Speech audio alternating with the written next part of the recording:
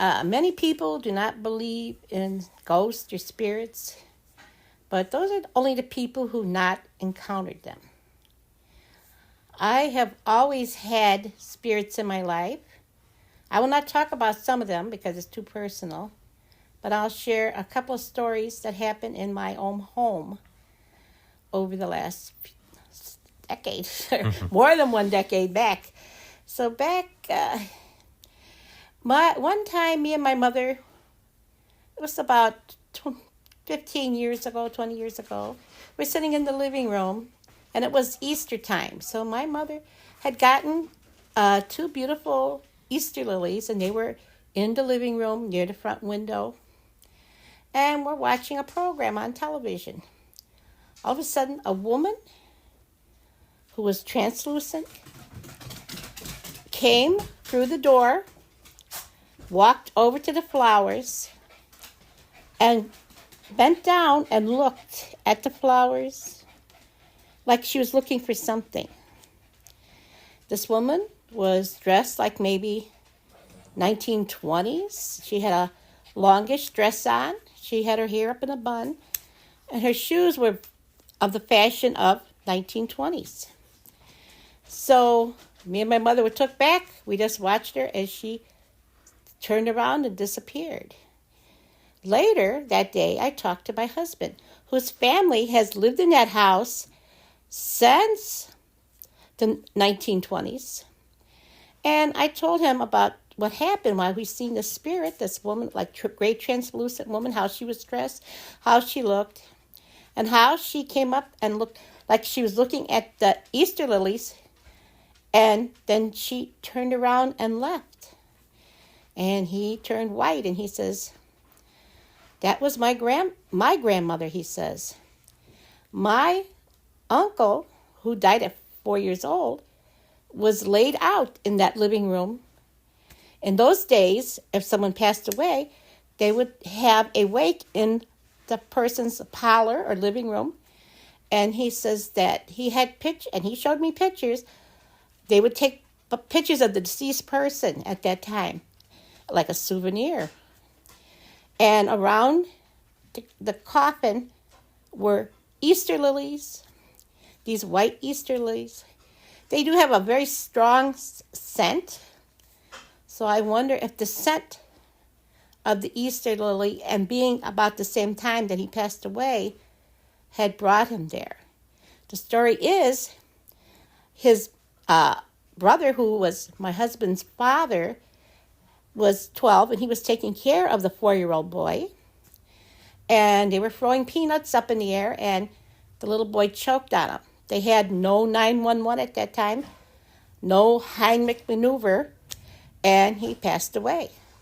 In the in the dining room, at the table in the dining room, sometimes if you walk past, you'll see a little blonde-haired boy, 4 years old, sitting there at the table, swinging his feet in the chair like he's waiting to be served dinner.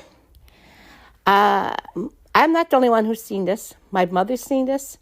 My brother has seen this. And my daughter has seen this. And over the years, this has happened. It doesn't happen at the same time. It's just every once in a while, he'll show up. And that's poor little Danny, who passed away. I have another story about the house. This goes back to the 70s. Me and my husband were newly married, and it was, believe it or not, it was All Saints' Eve. And we were going to go to the church for a while across the way. And I said to my husband, I said, "Why don't you go ahead of me? I want to finish the dishes." Because I worked at that time, and it was, I wanted not to have to see those dishes when I came home. So he left out of the house. I heard him shut the door, and he left. And about 5 minutes later, I hear the door open. And I says, "What's the matter, Tom? Did they close the church?" Like I was joking. No one answered. I called my husband's name again. No one answered. But I heard footsteps coming towards me. I picked up the butcher knife from the sink that I was washing, and I held it in front of me, shaking, and I turned towards the door of the kitchen, and past me walked a man. He was probably about 5'8". He was wearing a felt hat like they wore back in maybe the 30s or 40s. He had a jacket on like they would wear at that time, but you could see right through him. He was translucent as well. He was like a grayish color. He did not look at me, but he walked straight past me and out the back door. Right then, the church bells rang for people to come. And he was gone. I never seen him again. But that was extremely frightening at the time. When I think about it, I still shake because it was so real. I wasn't so afraid of the ghost as I was thinking that was a real person coming into my house. In my house, I've had many experiences. Some I won't share because they're too personal. But I also have 2 small children. I'll be watching TV, and they'll stick their little heads around the corner of the dining room into the living room and look at me and then dart back like they're playing hide and seek. And I have no idea where these children came from or why they're there.